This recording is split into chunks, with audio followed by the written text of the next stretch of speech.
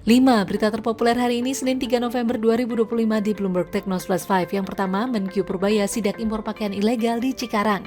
Menteri Keuangan Purbaya Yudi Sadewa melakukan kunjungan lapangan ke tempat penimbunan pabeanan di Cikarang, Jawa Barat, Jumat 31 Oktober 2025. Dalam unggahan media sosialnya, Purbaya menyebut tak hanya pakaian bekas namun juga pakaian last season atau pakaian baru namun koleksi lama dari luar negeri.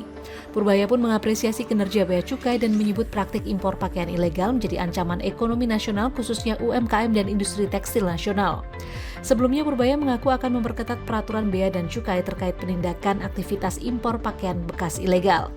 Di sisi lain, Kementerian Perdagangan juga telah menindak barang impor balpres ilegal di awal tahun mencapai 120,6 miliar rupiah. Sementara jauh sebelum Purbaya, Bea Cukai sudah pernah menggagalkan penyelundupan pakaian, 747 karung balpres pakaian bekas dan 8 balpres tas merek bekas dengan nilai mencapai 1,5 miliar rupiah. Kedua, Cina hentikan pembatasan ekspor logam tanah jarang ke AS. Cina disebut dalam rilis fact sheet Gedung Putih pada Sabtu lalu bahwa Cina akan menangguhkan penerapan pengendalian ekspor tambahan logam tanah jarang dan menghentikan penyelidikan sejumlah perusahaan semikonduktor asal Amerika Serikat. Selain itu, Cina juga akan menerbitkan lisensi umum ekspor logam tanah jarang, gallium, germanium, antimon, dan grafit bagi kepentingan pengguna akhir di Amerika Serikat dan pemasok mereka di seluruh dunia. Langkah ini pada dasarnya menandai penghapusan efektif pengendalian ekspor yang diberlakukan Cina pada April 2025 dan Oktober 2022. Hal-hal tersebut merupakan kesepakatan dagang Presiden Donald Trump dan Presiden Xi Jinping pada awal pekan lalu. Kedua negara sebelumnya juga menyepakati bahwa Cina akan menangguhkan pembatasan ekspor yang lebih ketat yang diumumkan pada Oktober 2025 selama 1 tahun. Di sisi lain, Washington akan menunda sebagian tarif timbal balik pemerintah Trump terhadap Cina selama 1 tahun tambahan serta membatalkan rencana tarif 100% atas ekspor Cina ke Amerika Serikat yang sebelumnya diancamkan untuk berlaku pada November. Amerika juga membebaskan tarif Section 301 tertentu yang semula berakhir 29 November 2025 diperpanjang hingga 10 November 2026.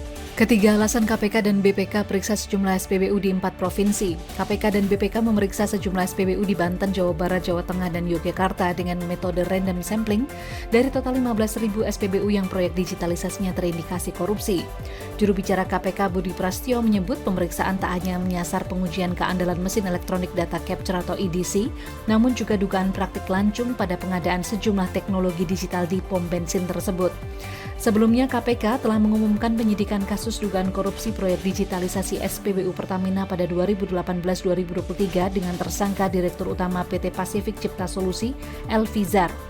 Penetapan ini bersamaan dengan status Elvizar sebagai tersangka kasus korupsi pengadaan mesin EDC Bank BRI yang merugikan negara 744,5 miliar rupiah. Namun penyidik kemudian belum mengumumkan identitas tersangka lain yang berasal dari pemerintah atau BUMN, baik dari PT Pertamina ataupun PT Telkom. Keempat, shutdown AS bikin staf bandara minim, penerbangan makin terganggu. Penerbangan udara Amerika Serikat mulai menunjukkan penurunan seiring berlanjutnya penutupan layanan publik pemerintah akibat shutdown. Bandara kekurangan petugas pengendali lalu lintas yang menghambat ribuan penerbangan hingga akhir pekan. Penerbangan menuju Bandara Internasional John F. Kennedy di New York dihentikan sementara pada Jumat sore karena keterbatasan staf. Kemudian Badan Penerbangan Federal Amerika Serikat atau FAA juga menghentikan sementara penerbangan dari bandara di wilayah Washington menuju Bandara LaGuardia. Sementara pelambatan lalu lintas juga terjadi di sejumlah bandara seperti Bandara Internasional Newark Liberty, Bandara Nasional Ronald Reagan Washington, hingga wilayah Dallas-Fort Worth. Data FlightAware menyatakan lebih dari 7.300 penerbangan Amerika Serikat pada hari Kamis ditunda, sementara 1.200 lainnya dibatalkan. Sebelumnya masalah kepegawaian biasanya menjadi penyebab sekitar 5% penundaan, kini menjadi lebih dari 50%. Sedangkan lebih dari 13.000 pengatur lalu lintas udara dan 50.000 agen administrasi keamanan transportasi terpaksa terus bekerja tanpa bayaran.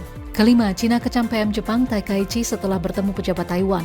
Cina mengecam Perdana Menteri Jepang Sanae Takaichi atas pertemuannya dengan penasihat Presiden Taiwan Lee Shin-yi pada 31 Oktober di sela-sela KTT APEC dan unggahan Takaichi di platform X pada 1 November yang menyatakan ingin memperdalam kerjasama antara Jepang dan Taiwan. Secara resmi, Kementerian Luar Negeri Cina pada Sabtu lalu menyatakan tindakan Takaichi keliru dan berdampak negatif. Cina pun telah mengajukan protes resmi kepada Jepang. Sejumlah isu lain juga terus menguji hubungan hubungan Beijing-Tokyo, seperti meningkatnya aktivitas militer Cina di sekitar Kepulauan Sengketa, pembatasan perdagangan serta kekhawatiran mengenai stabilitas dan perdamaian di Selat Taiwan. Cina merupakan mitra dagang terbesar Jepang, sementara Amerika Serikat menjadi penjamin utama keamanan Tokyo, membuat Jepang dalam posisi sulit untuk menyeimbangkan hubungan dengan keduanya. Itu dia 5 berita terpopuler pilihan Bloomberg Technos hari ini. Ikuti terus update selanjutnya di www.bloombergtechnos.com.